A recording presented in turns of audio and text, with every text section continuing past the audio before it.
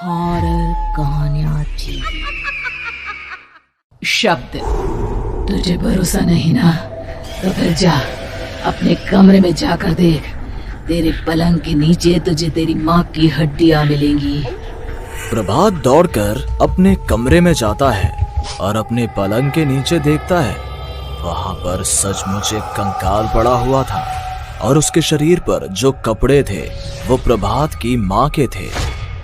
क्या बात है, आज तो आप सुबह से ही बहुत बिजी हैं।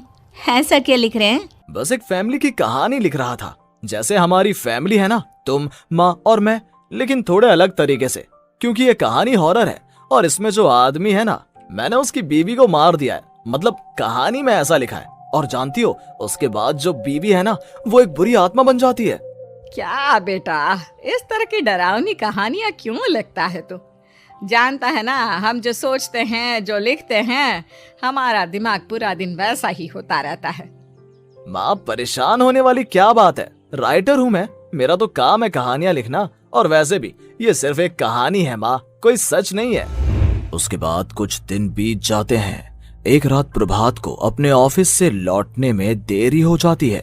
रात के लगभग 12 बजे हुए थे। प्रभात जैसे ही अपने घर पहुंचता है, उसने देखा कि उसकी पत्नी दुर्गा डाइनिंग टेबल पर उसका इंतजार कर रही है। आ गए आप? कब से आपका इंतजार कर रही थी। देखिए ना, खाना भी ठंडा हो गया है। अरे दुर्गा, आज तुमने अपने इतने लंबे लंबे बालों को खोलकर क्यों रखा है? तुम तो हमेशा अपने बाल बांध कर रखती हो। वो क्या है ना प्रभात, जब इंसान अपनी जिंदगी से मुक्त हो जाता है ना, तो उसे दूसरे सारे बंधन खोल देने चाहिए। इसलिए मैंने अपने बालों के बंधन भी खोल दिए। ये तुम किस तरह की बातें कर रही हो? तुम ठीक तो हो? मैं बिल्कुल ठीक हूँ प्रभात। अच्छा चलो खाना खाओ। वो क्या है ना दुर्गा, मुझे भूख नहीं है। ऑफिस में कुछ खा लिया था। कोई बात नहीं, मैं तुम्हारे लिए एप्पल काट देती हूँ, एप्पल खा लो। नहीं दुर्गा, मुझे नहीं खाना है, मेरा मन नहीं है यार। तभी अचानक से दुर्गा अपने हाथ में एक बड़ा सा चाकू लेकर प्रभात पर हमला कर देती है। प्रभात अपने आप को बचाने की कोशिश करता है। आज मैं तुझे नहीं छोड़ूंगी, तुझे अपने साथ लेकर जाऊंगी अपनी दुनिया में। ये क्या बोल रही हो तुम? तुम्हारा दिमाग खराब हो गया है। आखिर तुम हो कौन? दुर्गा अपनी गर्दन टेढ़ी करते हुए बोलती है, मैं दुर्गा हूँ, तुम्हारी पत्नी। ध्यान से देखो मेरी आंखों में। प्रभात बुरी तरह से डर जाता है और घबराहट में वो चाकू अपनी पत्नी के पेट में मार देता है। उसकी पत्नी की वहीं के वहीं मौत हो जाती है और उसकी चीख की आवाज सुनकर उर्मिला दौड़ते हुए बाहर आती है। ये तूने क्या किया प्रभात? तुमने अपनी पत्नी का खून कर दिया। लेकिन तू तो उसे बहुत प्यार करता था बेटा। तूने बहू को क्यों मार डाला? माँ, ये आपकी बहू नहीं थी, इसके अंदर कोई बुरी आत्मा घुसाई थी। मैं नहीं जानता ये सब कैसे हो गया, लेकिन वो मुझ पर हमला कर रही थी, मुझे मारने की कोशिश कर रही थी। माँ, मैंने कुछ नहीं किया। ये तूने क्या कर दिया बेटा? दुर्गा ने मुझे कहा था कि वो तेरी कहानी को उस कैरेक्टर की तरह एक्टिंग करके तुझे डराने की कोशिश करेगी। अरे वो तो तेरे साथ मजाक कर रही थी। हे भगवान, ये क्या हो गया? इसका मतलब दुर्गा। लेकिन माँ, मैंने जो कहानी लिखी थी उसमें भी ऐसा ही हुआ था।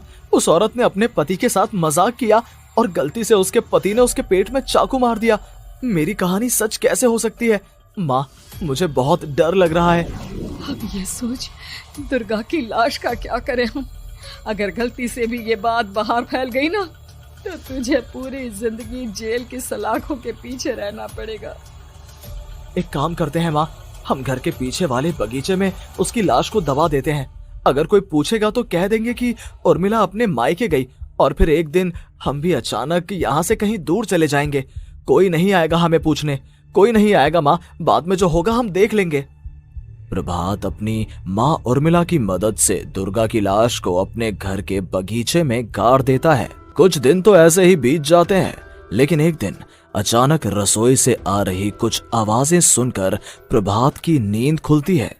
प्रभात ने देखा कि वहां पर एक लंबे बालों वाली औरत दूसरी तरफ चेहरा करके खड़ी हुई थी।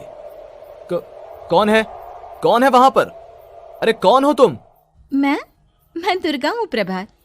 क्या हुआ? मुझसे इस तरह के सवाल क्यों कर रहे हो तुम?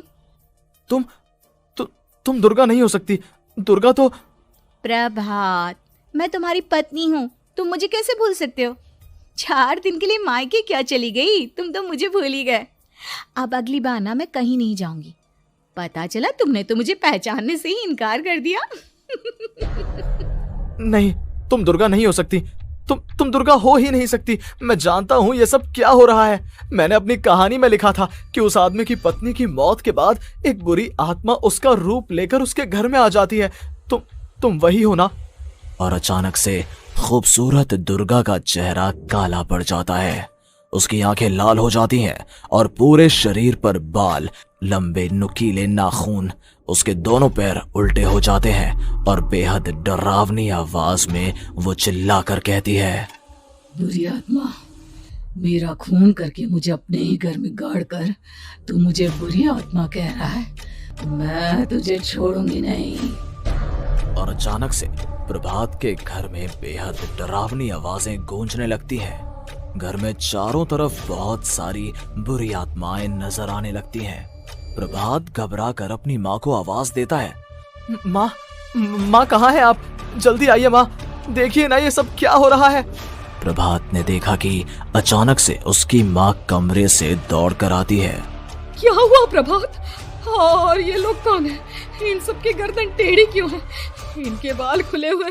हाँ प्रभात, ये सब लोग तो मुझे मरे हुए नजर आ रहे हैं।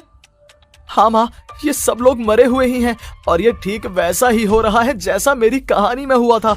लेकिन मेरी कहानी के हिसाब से तो आप भी। अचानक से उर्मिला का रूप बदल जाता है। वो भी एक डरावने साए की तरह बन जाती है और बेहद डरावनी आवाज में चिल्ला चिल्ला कर कहती है, मर गई तेरी माँ। जानता है, कल रात जब तू सो रहा था ना, तो मैंने उसके शरीर का सारा खून पी लिया। अब बस हड्डियां बची है उसके शरीर में। नहीं, ऐसा नहीं हो सकता। ऐसा बिल्कुल नहीं हो सकता। मेरी माँ नहीं मर सकती। तुझे भरोसा नहीं ना? तो फिर जा, अपने कमरे में जाकर देख। तेरे पलंग के नीचे तुझे तेरी माँ की हड्डियां मिलेंगी। प्रभात दौड़कर अपने कमरे में जाता है और अपने पलंग के नीचे देखता है। वहां पर सचमुच एक कंकाल पड़ा हुआ था और उसके शरीर पर जो कपड़े थे वो प्रभात की माँ के थे। माँ, अब मुझे कुछ करना पड़ेगा। लेकिन मेरी कहानी में लिखा था कि माँ की मौत मेरे हाथों से होगी, पर माँ तो पहले ही मर चुकी है और वो बुरी आत्मा मुझे भी मार देगी। नहीं, इससे पहले कि वो मुझे कुछ करे, मुझे उसका काम खत्म करना होगा। प्रभात अपने हाथ में बड़ा सा चाकू लेकर उस बुरी आत्मा पर हमला कर देता है जिसने प्रभात की माँ का रूप लिया हुआ था, और अगले ही पल वो नीचे गिर जाती है और उसके शरीर से खून बहने लगता है। ऐसा नहीं हो सकता। एक बुरी आत्मा के शरीर में तो खून होता ही नहीं है। तो क्या सच में मैंने अपनी माँ को मार दिया? लेकिन अभी कुछ देर पहले तो फिर वो कंकाल किसका है? और ये कौन है? मैं पागल हो जाऊंगा। और अपनी माँ की लाश, इसका मैं क्या करूं? लोग पूछेंगे तो मैं क्या जवाब दूंगा? तभी वहां पर दुर्गा का रूप लेकर जो आत्मा थी उसने प्रभात से कहा, गाड़ दे अपनी माँ को ले जाकर उसी जगह जहाँ तूने मेरा खून करके मुझे गाड़ दिया था। जा, चला जा। घबराया हुआ प्रभात पागलों की तरह अपनी माँ की लाश को लेकर बगीचे में गाड़ देता है। प्रभात की हालत पागलों जैसी हो जाती है। वो अपने आप को अपने घर में बंद कर लेता है। कहानी के हिसाब से तो आगे ये हुआ था कि कहानी लिखने वाले ने उन बुरी आत्माओं से डरकर आत्महत्या कर ली थी। तो क्या मैं भी मर जाऊंगा? क्या मैं भी आत्महत्या कर लूंगा? एक काम करता हूँ, मैं अपनी कहानी का अंत बदल देता हूँ। हाँ, ये मैंने पहले क्यों नहीं सोचा।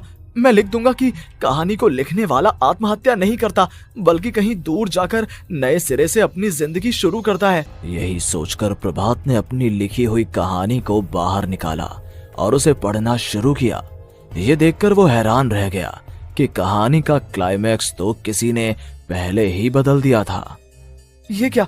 इसमें तो लिखा हुआ है कि आखिर में उस लेखक की पत्नी और माँ दोनों बगीचे में जिंदा दफन थे।